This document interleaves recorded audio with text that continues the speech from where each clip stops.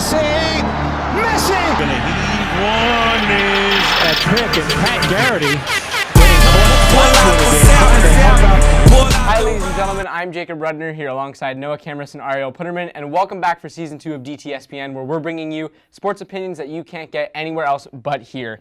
So this season on dTSPN, we're going to be talking a little more about fantasy and some advice that you guys might need for your fantasy teams on a weekly basis. And to kick that off, we have our first segment of the day being real or nah. Basically what that is, I'm going to go to these two and they're going to name some players and talk about whether or not they're real or not, and whether or not you should have them on your fantasy teams this week or sit them, or looking forward whether or not they're real or not. First of all, we have Randall Cobb.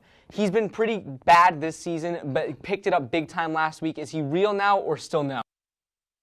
I think he's real because, like you said, he did have 3 bad weeks, but last week he had a really good week. And also, he's part of that Packers offense, and Aaron Rodgers loves throwing the ball, and also Eddie Lacy starts to pick it up, and if Eddie Lacy picks it up, they'll open up the passing game, so I like Randall Cobb a lot. So moving on to the second person, we have Sammy Coates of the Steelers. Had a monster week this past week, had close to 20 or more fantasy points, depending on if you're PPR or not.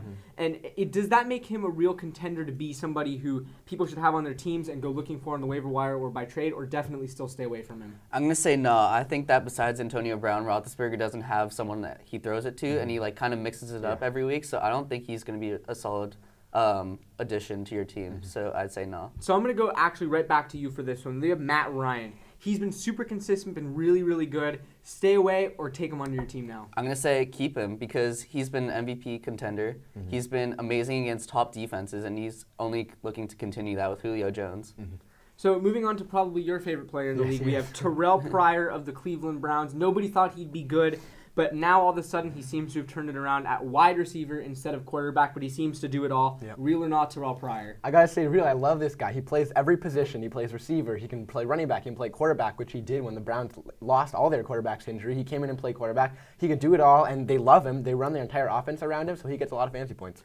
So our last person on the list, we have Jordan Howard of the Chicago Bears. He's been really good for the past 2 weeks in the absence of Jeremy Langford. Is he somebody that people can rely on, or is he still too risky?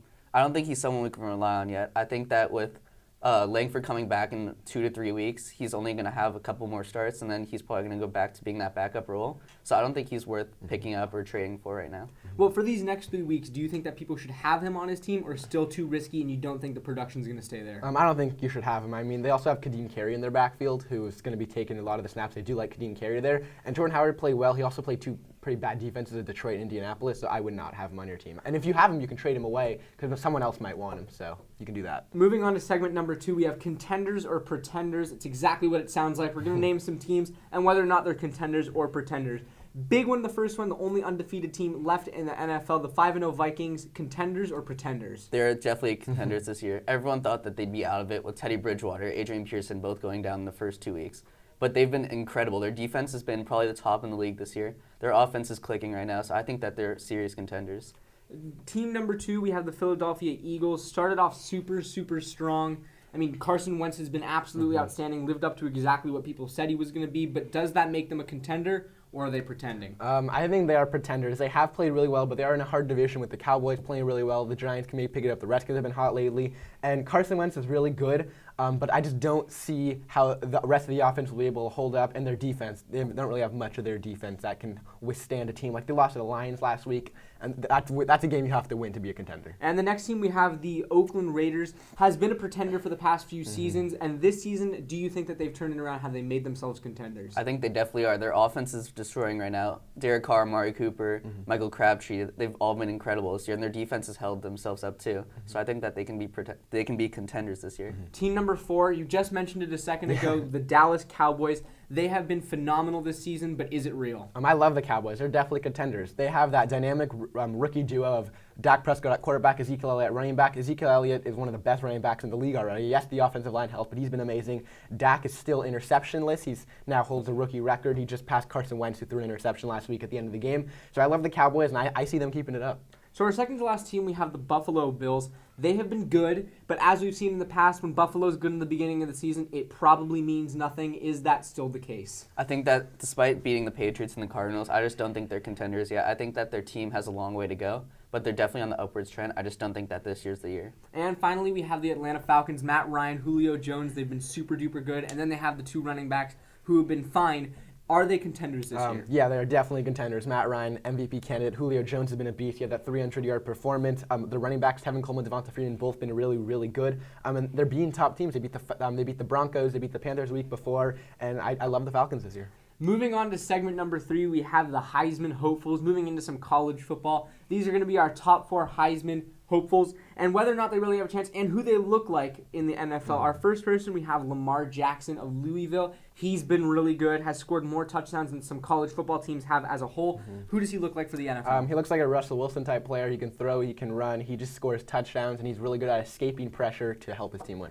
Number 2, we have Deshaun Watson. He's huge. He's a freight train. Who does he look like? He's looking like a Cam Newton. I think he's going to be the number 1 pick in the draft next year. I think that he's an NFL-ready quarterback who's been destroying the league this year. Number 3, we have J.T. Barrett. He's like an extremely good Robert Griffin III, but like when we say really good, we mean like extremely better and probably won't get hurt at every single turn. And then lastly, we have Jabril Peppers. Who exactly does he look like? Jabril Peppers, I mean, you can kind of say he's like a Miles Jack just because he does everything, linebacker, running back, punt returner. But since he's so good at running back and punt return, I wouldn't really call him Miles Jack. We don't have a really good comparison yet, but he kind of just an all-around player. He does it all, and he's really good for Michigan. Moving on to our final segment of the day, we have the award ceremony with the MLB season coming to an end. We're really making it deep into the playoffs.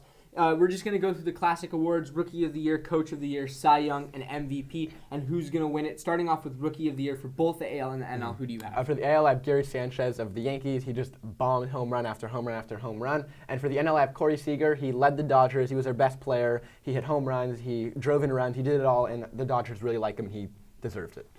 Our Coaches of the Year, who do we have? For the AL, I think that Terry Francona is the easy vote right here. He's just done an amazing job with the Indians this year and taking them to the playoffs. And then for the NL, Dave Roberts over Joe Madden because the Dodgers have had so many injuries this year and he's battled past that and made them a playoff team. Moving on to the Cy Young Award for the AL and the NL, who do you have and why? In the AL, I have Zach Britton and Chris Sale. It's really a toss-up. I don't know who's going to win it. Zach Britton, the closer for the Orioles, unhittable. Like, just got nothing off him. And Chris Sale, I feel like he's always up there. He never ends up winning, but he's always up there. And for the NL, we have John Lester and Max Scherzer. John Lester of the Cubs, he was, they had so many aces, but he was one of them, and he did really well. And Max Scherzer, he's one of those pitchers that could just be unhittable sometimes. You just can't hit off him. And our final award of the day, we have the MVP award for the AL and the NL. Who do you have? I think it's going to be a close one. For the AL, it's going to be Ortiz, Betts, or Altuve. All 3 of them have had amazing seasons. Ortiz in his final season, Betts looking like a top player in the league, and Altuve almost leading the league in batting average while still having an amazing season. And then the NL, it's between Corey Seager and Chris Bryant. Chris Bryant had incredible numbers this year on the Cubs, and Seager, he's probably going to win Rookie of the Year. He might as well win the MVP too. Thank you so much, ladies and gentlemen, for watching episode 1. We hope that you guys tune in for more. And before you do that, we want you guys to send in your fantasy questions so we can answer them on the air next week. Thank you so much, and make sure you stay tuned to watch our top 5 highlights of the week. Have a good one. It's blocked. It's no good. The nose blocked the PAT, and Badgley's streak ends at 72 in a row. Arrieta launches to left, and it's gone! Madison Bumgarner had never allowed a home run to a pitcher. Westbrook just called for the foul. Barnes at corner 3. Good extra pass by JJ to get in the open look. And then Westbrook, fancy move.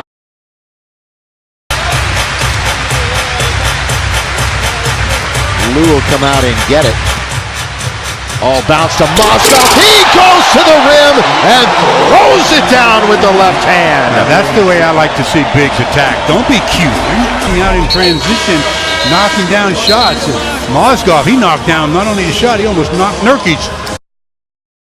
Center in front. They score! They score!